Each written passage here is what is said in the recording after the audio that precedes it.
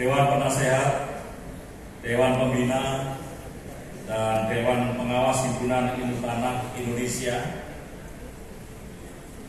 para pejabat di lingkungan Kementerian ATR BPN yang mendampingi saya, para Ketua HIPI, Sekretaris Jenderal HIPI, pengurus harian HIPI, Komisi Daerah Pomda HIPI di seluruh Indonesia, para mitra HIPI, para sesepuh HIPI, dan Bapak Ibu hadirin peserta Seminar Nasional dan Kongres HIPI ke-13 tahun 2023. Bapak-bapak dan ibu sekalian, 2 minggu yang lalu saya membagikan sertifikat di daerah Jawa Timur, khususnya di daerah Palu.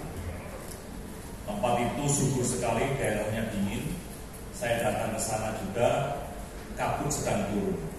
Dan di situ tempatnya sumber Kali Brantas. Apa yang saya lihat? Yang saya lihat masyarakatnya semuanya wajahnya senyum, kemudian ramah tamah, dan sederhana sekali. Tidak ada kesan bahwa masyarakat di situ masyarakat yang gampang marah. Saya lihat apakah suasananya di sini dingin, apakah karena tanahnya. Sebelumnya saya datang ke wilayah pesisir di Sumatera Utara. Saya lihat di sana kesannya yang memang beda dengan wilayah gunung. Saya coba analisa apakah tanah juga mempengaruhi karakter manusia yang hidup di sana. Kalau saya melihat bahwa ada korelasinya. Saya terbang ke Papua, di pucuk gunung sana, makanya ada ubi besar-besar, kuat-kuat. Agak turun sedikit banyak air, makanya adalah papeda karena dari sagu, kuat-kuat. Dan antara orang gunung sama orang pesisir juga berbeda. Apakah ini juga dari analisa tanah juga mempengaruhi situasi atau kondisi sosial di wilayah tersebut? Memang ada yang mengatakan bahwa wah, kalau wilayah sini ini memang suhu pendek. Kalau dulu kalau Lebaran itu adalah kalau di Sumat sesbor. Tapi ada juga yang di Sumat pelan baru masuk dan bunyinya dor. Karena itulah sebabnya saya ingin mengucapkan banyak terima kasih. Bagi saya HIPI ini juga menjadi ilmu baru. Bagi saya yang saat ini menjabat sebagai di Kementerian ATR BPN, dan tentunya saya juga ingin hadir pada kesempatan siang hari ini, walaupun harus tertunda karena tadi pagi dari Kementerian ATR BPN bersama dengan seluruh stakeholder dipimpin Bapak Presiden untuk melonsing sertifikat elektronik. Dan sertifikat elektronik kita berikan kepada masyarakat khusus yang wilayahnya atau kabupaten kotanya sudah menjadi kota lengkap. Karena kota lengkap seluruh wilayah itu sudah terdaftar, sudah tidak ada lagi overlapping atau gap, dan sudah tidak ada lagi yang cekcok atau mencaplok tanah masyarakat atau tanah tetangganya, sehingga aman untuk diberikan sertifikat elektronik. Bapak Presiden juga bisik-bisik ke saya, Pak Adi, ini bisa untuk pinjam bank kan? Bisa Pak, nggak susah, enggak, karena semuanya sudah terhubung dengan elektronik. Bagus kalau kesulitannya apa? Ada Pak, tapi nanti akan kita selesaikan. Kalau SIM kepolisian dapat SIM elektronik selesai, tapi kalau sertifikat ini Pak Presiden ketika diterima oleh masyarakat, dalam perkembangannya nanti akan dijual belikan, berubah lagi, waris berubah lagi karena ada pemecahan hak, dan lain sebagainya. Namun anak buah saya semua sudah jago Pak, sudah bisa semua. Hebat kalau itu bagus. Itu yang ingin saya sampaikan kepada bapak-bapak dan ibu sekalian, karena bapak-bapak dan ibu sekalian adalah bagian keluarga besar dari Kementerian ATR BPN, karena urusannya sama, yaitu urusan tanah. Tanah ini adalah sumber kehidupan kita semua. Kebetulan tanah di Indonesia itu luar biasa suburnya, tiada lagi negeri sehingga persada Nusantara. Tongkat dan kayu jadi tanah, bukan lautan tapi olah susu. Orang memuja-muja tanah Indonesia. Namun bagaimana kita bisa menjaga tanah kita? Bagaimana kita bisa menjaga, menempatkan tata ruang mana tanah yang memang subur tidak untuk bangunan, mana yang tanah yang bisa untuk bangunan. Ini yang perlu kita tata. Dengan kita melaksanakan seminar siang hari ini, saya yakin bapak-bapak dan ibu sekalian sudah bisa menemukan formula untuk bisa diberikan kepada pemegang kebijakan bagaimana menata tanah kita. Karena tidak semua tanah juga memiliki karakteristik yang sama. Bapak-bapak dan ibu sekalian yang saya hormati, 21 November yang lalu, Ketua Umum IPI Profesor Budi Mulyanto datang ke kantor saya untuk menyampaikan undangan terkait dengan seminar nasional dan kongres Himpunan Ilmu Tanah Indonesia. Bu Yuli menyampaikan ke saya, Pak, ini nanti ada Himpunan Ilmu Tanah Indonesia akan audiensi dengan Bapak. Saya tanya, Himpunan Ilmu Tanah Indonesia itu apa tuh Bu Yuli? Saya kok baru dengar. Saya coba googling, baru tahu saya. Oh, ini penting sekali Bu. Apalagi saat ini kita juga menggebu-gebu untuk bisa membuat food estate. Paling tidak harus tepat sasaran. Dan kita harus berani untuk menyampaikan kebijakan untuk terkait dengan penataan lahan. Pak Gabriel saya panggil, Pak, kita harus ketat karena tata ruang ini terkait dengan tata ruang. Jangan sampai nanti seharusnya ini untuk bisa menghasilkan pangan dalam rangka kita menjaga kedaulatan pangan, namun salah. Ini harus kita benar-benar kita teliti supaya ketahanan pangan kita bisa sesuai dengan sasaran. Dan kita dalam BT ini kita harus berani audiensi dengan Kementerian Pertanian. Pak Menteri, sebetulnya sasarannya berapa? Bapak itu 1 tahun berapa sih?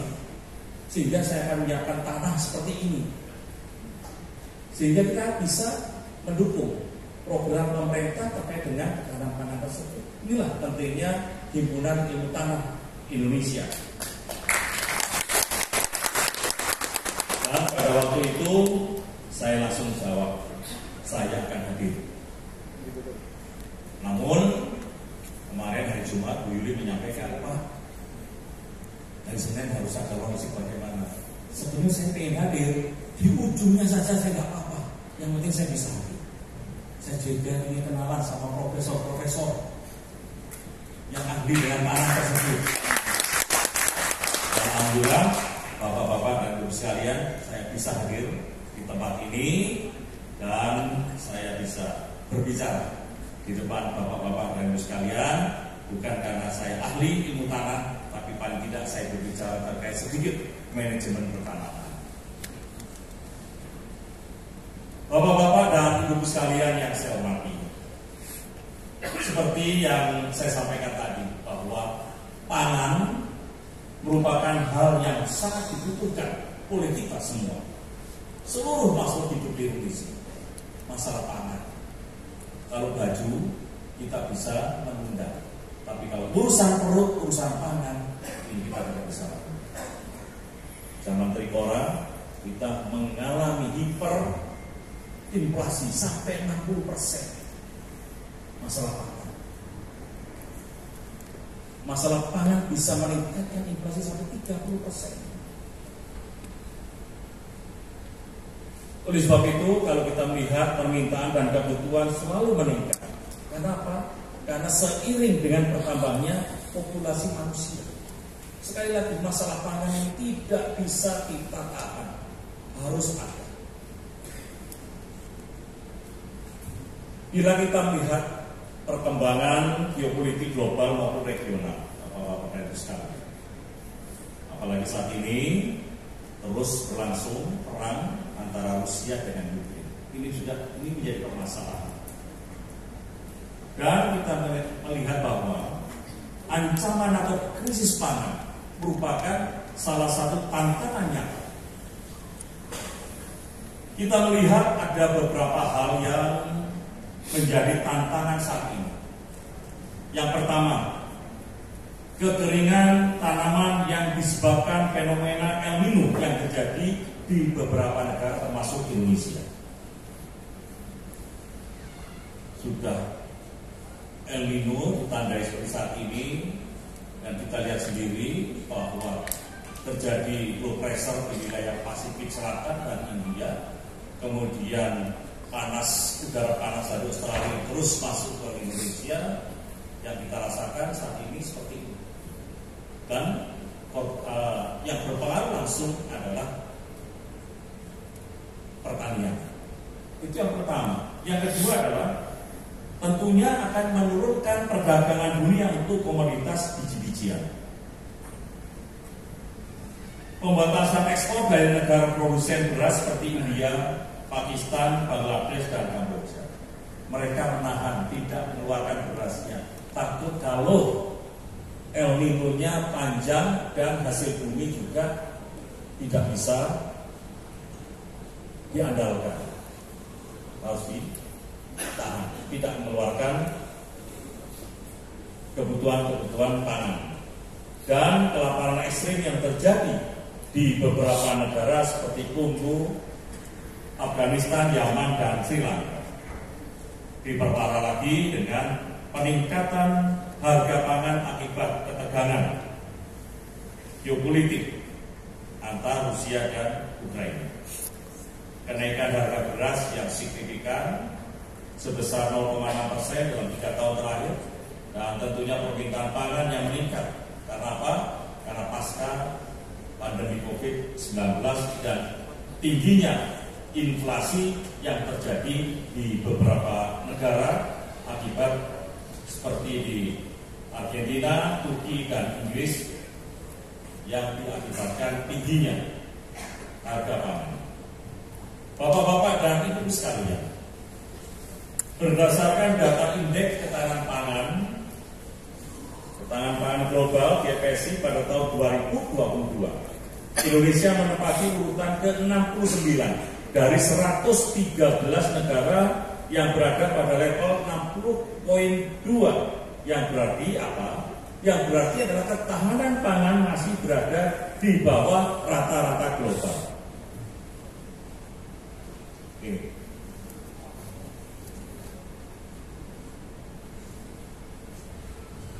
Pada kesempatan ini saya ingin menyampaikan bahwa Kementerian ATR BPN berupaya untuk terus berkontribusi dan mendukung kebijakan ketahanan pangan nasional melalui kebijakan berupa program penyelenggaraan penataan ruang dan pengelolaan pertanahan yang memperhatikan isu-isu perubahan iklim, keterkaitan dengan pembangunan desa, kota, peningkatan daya saing wilayah, daya dukung dan daya tampung wilayah, kesejahteraan petani, dan isu-isu relawan lainnya. Dalam hal kebijakan spasial, kami terus mendukung upaya-upaya untuk mewujudkan ketahanan pangan melalui integrasi program pengembangan food estate ke dalam rencana tata ruang yang terintegrasi. Dan tentunya kita terus akan berkoordinasi untuk melakukan penataan, khususnya penataan tata ruang terkait dengan kebutuhan lahan untuk ketahanan pangan tersebut. saya bertanya kepada Prof. Budi, Pak, kalau itu sebetulnya kita punya peta, Pak ya. Peta ini cocok untuk tanaman apa? Ini tentu ya, memang ada. Nah, itu Pak yang harus kita sebarluaskan, kita koordinasikan dengan Kementerian Pertanian. Karena yang tahu ilmunya adalah kita. Yang paham adalah kita. Kalau Kementerian ATR BPN sendiri sebetulnya memiliki peran dalam penyusunan rencana tata ruang di kawasan food estate, terutama di Pulau Kalimantan dan Sumatera.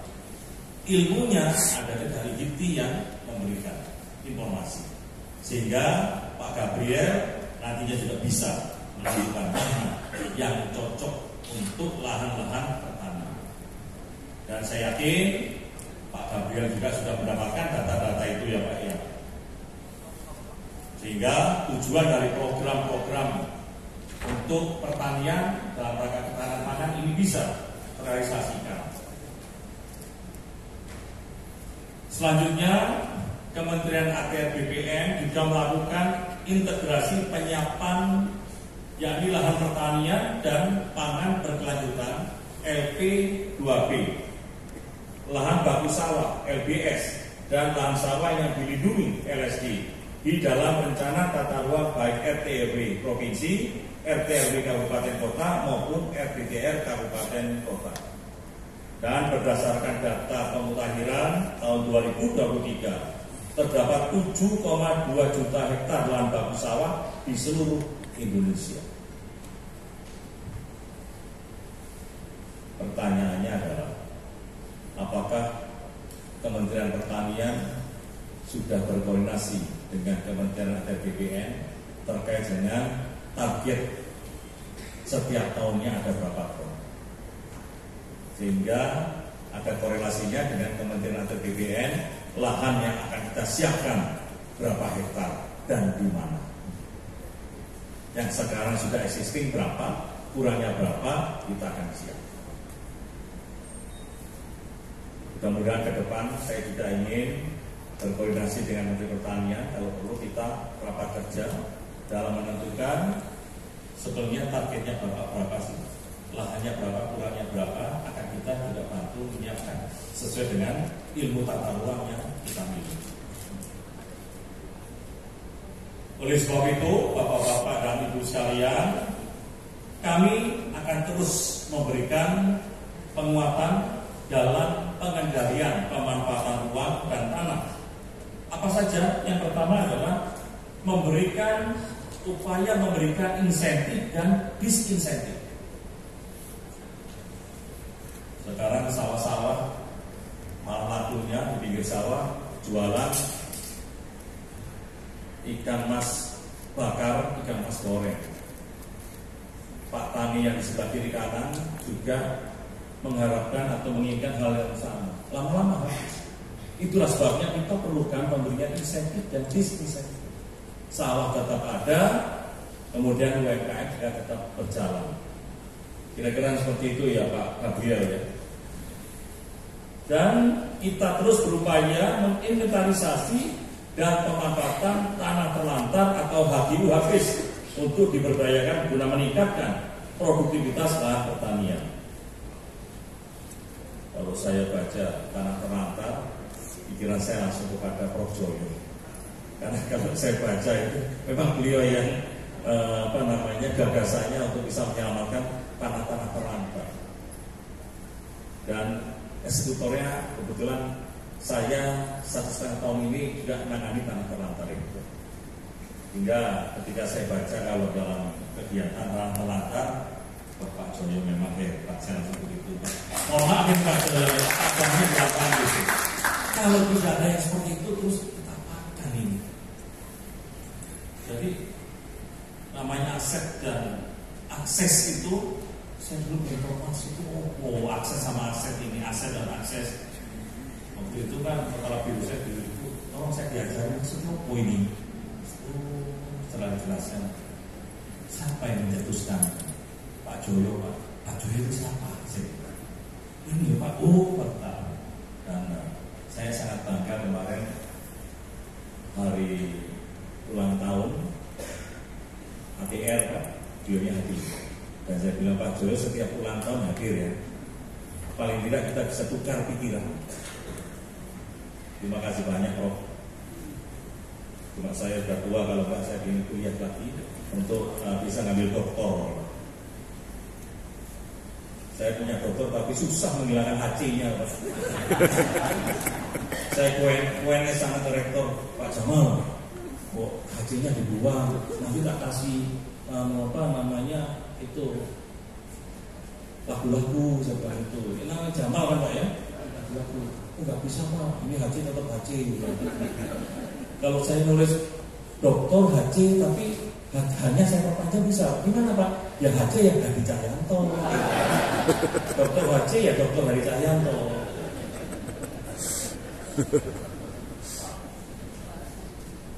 Kemudian kita juga berupaya melakukan perlindungan dan pengendalian situ, danau, embung, dan waduk sebagai bagian integral infrastruktur pangan dan pertanian.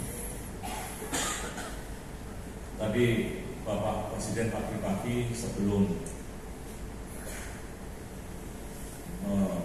launching sertifikat bertemu dengan Menteri PUPR dan seluruh Kementerian PUPR dalam rangka melaksanakan ulang tahun ke-68 PUPR. Beliau menyampaikan bahwa perbandingan waduk-waduk di Indonesia dengan Korea Utara, Korea Selatan dan Cina, kita masih perlu waduk-waduk. Kita kalau nggak salah masih 3.000 atau berapa Pak waduknya. Nah, sedangkan waduk-waduk itu juga sudah banyak yang hilang. Embung sudah banyak yang hilang. Karena apa? Kelemahan tata ruang kita. Dulu belum ada Pak Gabriel. Kalau sekarang Pak Gabriel ketat sekali. Kalau sudah tata ruang sama sekali tidak diberikan toleransi. Pak Gabriel kalau sudah tata ruang mulai gini, sedumuk batuk sangan bembing sun belani, pecai dodong tayo giro. Dari sejengkal tanah berkata tidak boleh ada embung yang alih fungsi. Embung ya embung. Kalau di tempat saya embun ya embun. Dan berikutnya upaya kita, Bapak-bapak dan Ibu sekalian, adalah pengendalian lahan sawah dan pangan dan upaya penegakan hukum terhadap pelanggaran pemanfaatan ruang. Saya selalu sampaikan kepada seluruh pemerintah daerah, baik wali kota, bupati, gubernur, Pak, ingat bahwa tata ruang adalah panglima yang harus ditaati. Saya sampaikan, Pak Bupati, Pak Wali Kota, di Indonesia itu targetnya tata ruang 2000. Paling enggak 514 kabupaten kota itu, satu kabupaten kota punya 3 atau 4 tata ruang. Apa saja kira-kira? Paling enggak pertama tata ruang terkait dengan pertanian LSD, tata ruang terkait dengan mitigasi gempa, tata ruang terkait dengan wilayah perindustrian, tata ruang terkait dengan perkotaan. Harus kita atur. Dan jangan sampai kita juga mengurangi adanya alih fungsi lahan pertanian. Kalau kita lihat di kota, Bapak-bapak dan Ibu sekalian, kadang-kadang saya lihat hebat sekali ya, di pinggirnya rumah ini gedung tinggi masih ada sawah. Selesai saya tanya, ini sawahnya siapa Pak? Ini LSD Pak. Kalau LSD ya memang gak ada yang berani bangun. Tetap LSD, TKD, ini TKD Pak, tanah kas desa. Ya kalau ini sih gak ada yang berani membangun.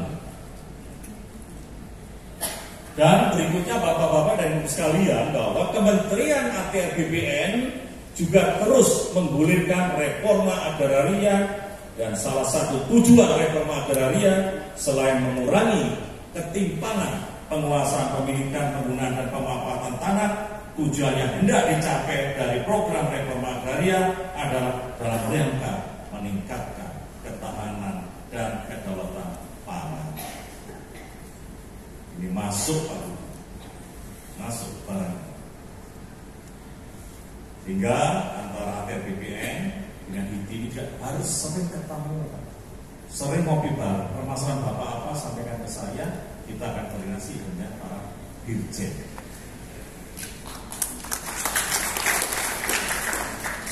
Dan kita kan baru ketemu sekali di kantor secara resmi Pak ya.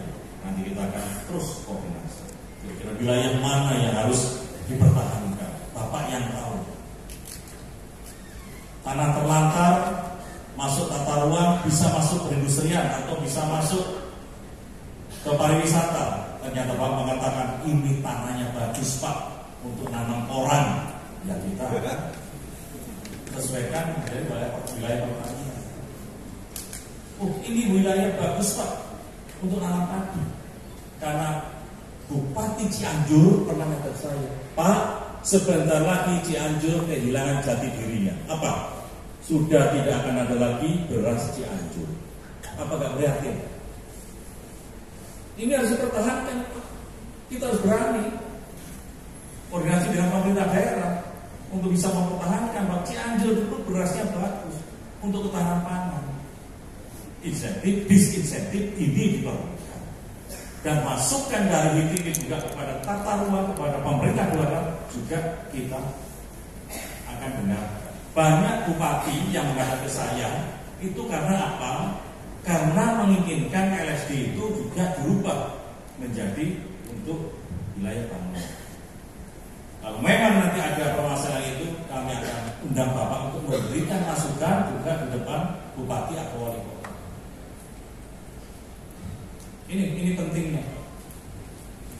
Selalu dengan alasan Pak ini sudah harus alih fungsi karena bangunan terus berjalan. Itu Pak para developer juga kita kasih tahu Pak untuk pembangunan. Kenapa kita harus membangun harus landing? Kok tidak kita berani sekarang harus vertikal? Habis nanti lahan pertanian kita. Ini yang harus kita selamatkan Pak. Saya sangat mendukung apa yang menjadi keinginan Bapak di tim. Termasuk saya akan mendukung juga Menteri Pertanian untuk bisa mempunyai lahan pertanian yang luas untuk ketahanan pangan.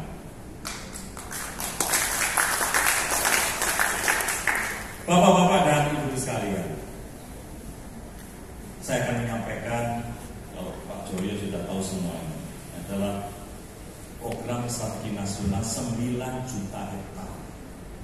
4,5 ada legalisasi aset, yang 4,5 adalah redistribusi. Dan di sini sebetulnya bisa kita petakan mana wilayah khususnya yang redistribusi tanah untuk lahan pertanian. Jika kita melihat legalisasi tanah yang itu bentuknya adalah PTSR, hampir selesai semua. Hampir selesai.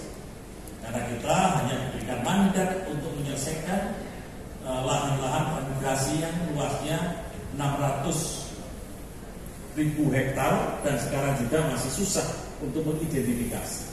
Untuk redistribusi ex-HDU kita diberikan target 400, namun kita sudah selesaikan 1,2 juta hektar, artinya 300%. Nah, berikutnya adalah pelepasan kawasan hutan yang saya identifikasi. Pelepasan kawasan hutan yang saat ini dari 4,1 juta hektar baru 8,7%.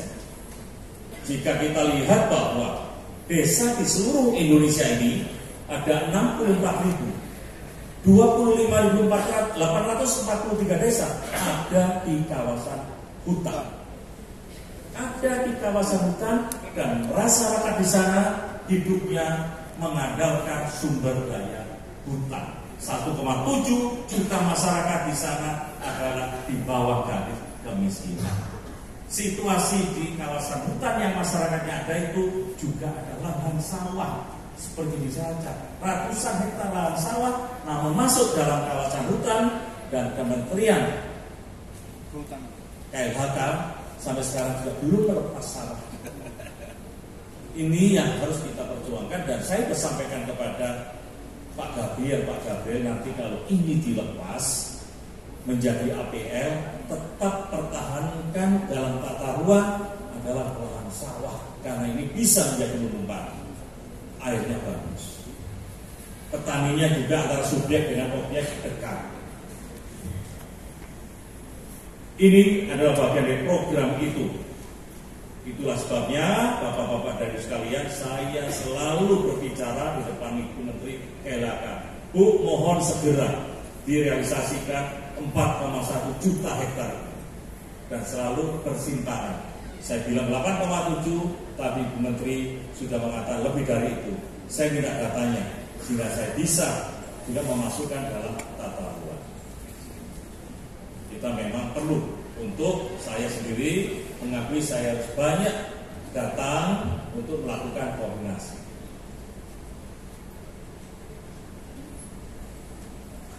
Bapak-bapak dan ibu sekalian, dalam dukungan kami Kementerian APBN terhadap sektor pangan, program reforma agraria kami lakukan melalui redistribusi tanah. Itu Pak yang saya kenal ilmu tadi, aset dan akses. Berapa minggu yang lalu saya datang ke masyarakat Baduy luar untuk menyerahkan sertifikat. Namun saya tanya, apakah sudah ada stakeholdernya? Ternyata ada. Dan saya langsung bertemu, cuma saya tidak tahu apakah tanah itu cocok untuk pisang, apakah cocok untuk yang lain. Di sini seharusnya HIPI hadir.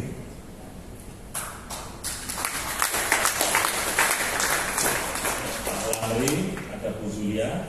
Nanti kalau kita melakukan redistribusi tanah lagi dan di sana ada stakeholdernya untuk operatornya diajak salah satu.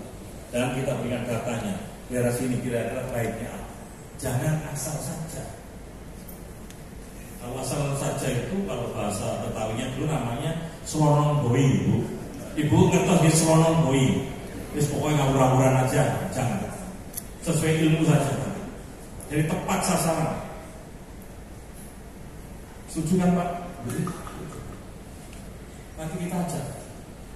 Sehingga kita efektif, saya datang ke tempat itu dengan diberikan oleh ongkos oleh negara, saya bisa bertanggung di situ. Masyarakat menerima sertifikat aset, juga ada aksesnya dan ada ilmunya.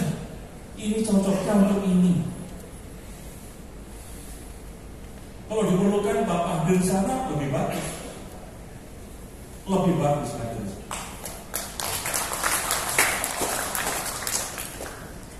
Kan Prof. Joyo dapat ilmu akhirnya saya berkembang, harus hadir. Dan realisasikan lah ya, Pak Lamri, Bu Yuli, realisasikan. Hadir. Kemarin saya menyerahkan juga sertifikat untuk lahan pertanian di Lampung yang sudah puluhan juga dia mendapatkan karena konflik dengan HPI Angkatan Udara. Akhirnya kita serahkan 48 hektar. Saya tanya satu-satu, untuk tanaman apa? Tebu Pak, yang kamu untuk tanaman apa sampean? Apa pada waktu itu? Singkong dan sebagainya. Setahu saya dalam satu lahan itu tidak boleh bermacam-macam. Karena penyakitnya juga bermacam-macam. Nah, ini belum tahu. Karena saya dulu juga bagian tukang nyemprot tebu Pak. Nyemprot tebu pakai pesawat itu karena rendemennya biar bagus. Itu saya lihat ada litbangnya kembangan kupu-kupu. Untuk apa loh? Ini untuk apa Pak? Menjaga penyakit. Kembangan walang. Kenapa tuh? Satu wilayah ini Pak tidak boleh ada macam-macam. Ada pisang, habis itu dibangun kates itu kalau ada rumahan. Tapi kalau besar ini kita itu. Ini kan perlu. Saya memberikan menyerahkan revisi itu kadang-kadang sampai ratusan hektar. Kalau ada aptekannya seperti yang di Sukabumi itu bagus, itu langsung pisang Cavendish, itu oke. Tapi kalau yang lain nanti ini malah pemerintah memberikan tidak tepat sasaran. Apalagi di sana sudah ada biong-biong yang siap menerima tanah itu. Apakah lahan pertanian? Tidak. Untuk kepentingan yang lain oleh fungsi. Nah ini harus kita awasi. Itulah sebabnya kebijakan dari Kementerian APBN menyerahkan sertifikat secara komunal. Ya tidak dijual. Nah, sekarang nama ilmunya Bapak harus hadir apabila ada redis kita harus minta Bapak. Bapak-bapak dan ibu sekalian yang saya hormati, sebagai penutup, dengan dinamika dan tantangan yang kita kita hadapi, kita memandang bahwa perlindungan dan pengendalian lahan pertanian yang efektif itu bisa dilakukan apabila yang pertama pemberdayaan petani untuk meningkatkan kesejahteraan petani. Ini saya setuju. Kedua adalah otomasi dalam mekanisasi pertanian untuk meningkatkan produktivitas. Ini baik sekali. Dan ketiga, kebijakan spasial melalui kontribusi program penyelenggaraan penataan ruang, Pak Gabriel, dan pengelolaan pertanian untuk memproteksi lahan pertanian, Bapak. 3 hal ini harus kita laksanakan, Pak. Saya yakin kalau kita kurun sama-sama, apa yang diinginkan oleh masyarakat ini bisa terrealisasi. Dan insya Allah kita dapat pahala. Akhir kata, saya ucapkan selamat mengikuti seminar nasional dan kongres CITI ke-13 tahun 2023. Semoga agenda kita pada kesempatan ini dapat memberikan kontribusi nyata bagi pembangunan nasional.